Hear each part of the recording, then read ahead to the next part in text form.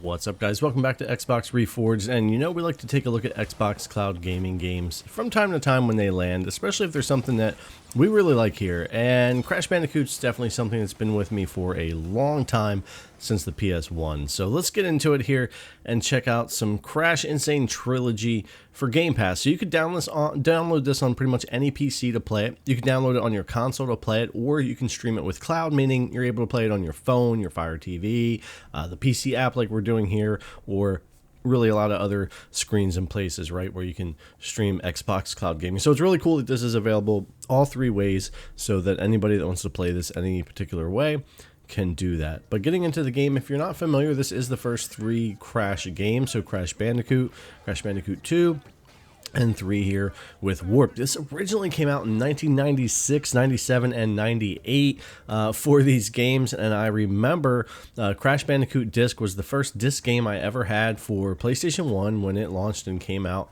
and we had grabbed that up, and I remember loading up Crash for the first time back then and playing on the PS1. It was really, really awesome, and I think I rented the other subsequent releases from Blockbuster. But yeah, this is something I wanted to check out in cloud, see how it was feeling and looking, because it is a platformer where latency is going to be more of an issue than picture quality. Now, all in all, picture quality is fine here for the 1080p 60 stream, but I think the game runs 30. I didn't confirm it, but it certainly looked that way when I was playing it, which is a little unfortunate.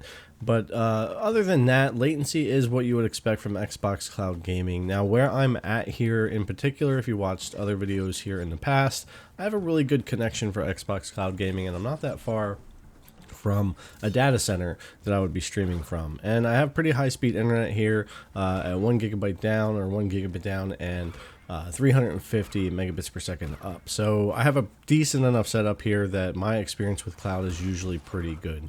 Now, I would normally prefer to play on GeForce Now for a lot better quality, but they don't have this yet streaming for cloud for Game Pass or anything there. So we'll check it out if it ever does, though. But that's Crash 1. Jumping into some Crash 2 and just looking at some different levels for these games, I would say ultimately they felt pretty playable. I can definitely feel the additional latency. Like I said, I have a good connection here, but it's there. Of course, it is cloud, and it's Xbox Cloud Gaming, which is technically still in beta, unfortunately, and just hasn't had a ton of improvements for a while. You know, it was originally announced that we would have 4K streaming for Xbox Cloud Gaming by December of 2022, back when I used to cover a ton of cloud, and that really never happened, and I'm not sure when the next generation of Xbox Cloud Gaming will come. I have a hunch it's not till the next consoles, which they'll probably use to make new blades, which will be able to stream at higher resolutions, frame rates, and bit rates. That's at least what I'm assuming. But for now, they've been leaning on GeForce Now for a lot of their PC cloud gaming, which is the best way to cloud game. But sometimes you got to use Xbox Cloud Gaming for a game like this, and we had to do that here. But yeah, the levels are a lot of fun. I remember a lot about these games, and the way they look now and how they've been done are really nice. They're still a lot of fun. I don't think you'll have a lot of trouble with input latency and playing the game, but that's solely going to depend upon your network, how far away from you are from data centers. How does Xbox Cloud Gaming typically perform for you?